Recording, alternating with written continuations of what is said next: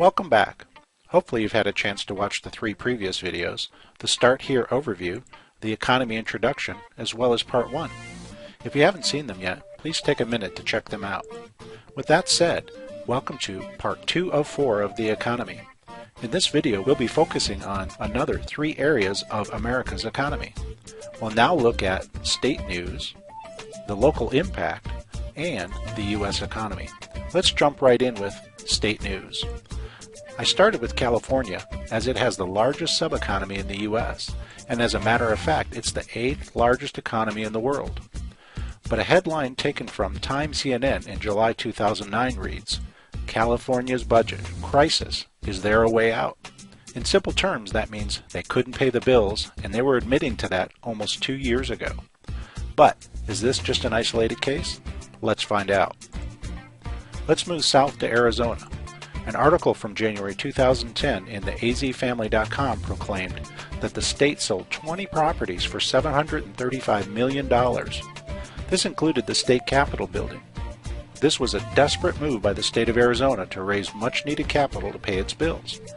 That's just 2 states now in deep financial trouble. Are these just isolated cases? Let's see. 32 states now are officially bankrupt. It just gets better and better, doesn't it? The news article was taken from ZeroHedge.com in May 2010. $37.8 billion were borrowed from the U.S. Treasury. California is at the top of the list and is one of the worst states. And it is confirmation about California's financial cry for help way back in 2009. That might not sound like a lot of money to some of you, especially when the news agencies have been talking about budgets and debts in the trillions of dollars. But when you read the entire article, you'll see that this was just for unemployment benefits, and that this article focused only on those funds. You have to ask yourself, how much more is the U.S. government handing out to the states, and for what? How long can they keep doing it? And the final bit of state news comes from the New York Times in January 2011. The states are desperate to find a way to escape their debt, and since they can't file bankruptcy, policymakers in Washington are scrambling to find a way to make that happen. What this should tell everyone is that the states are insolvent already, and they want to find a legal way to tell everyone that they owe money to that they are not going to get paid. Of course, without repercussions. By the way, on a personal level, this includes eliminating pensions to retired state workers that have earned and contributed to those plans.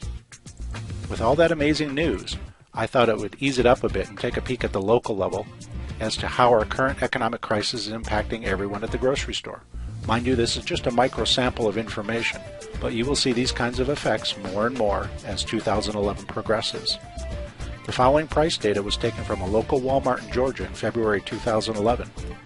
Avocados experienced a 44% increase. They moved up from 68 cents to 98 cents in just 2 weeks. Let's see the next example. Roma tomatoes saw a 300% increase in the same store, and the same location that went from 98 cents a pound to almost $3 a pound. So maybe you're thinking it was only a small sample of produce, and we did have a bad winter this year. Well, in the next video, we'll look at the staples that go into your favorite foods like bread and cereal when we discuss commodities, but for now, let's just move on. The U.S. economy, the American Spectator wrote in February 2010 that they expect to see a great recession in 2011-2012. My first thought after reading this title was, what is a great recession? Is that their way of saying the D word? I will, depression. Is that what they were thinking? Based on the news we've seen so far, they may not be wrong. Later in the year, in June 2010, the website Helium posted an article that a top economist predicts the collapse of the U.S. economy. That economist gained much attention after President Reagan adopted his economic model in order to turn the U.S. economy around in the 80s. Let's see what other news we can find about this. Long shadows cast over U.S. economy in 2011. Okay, this just went virtual printing presses in January 2011.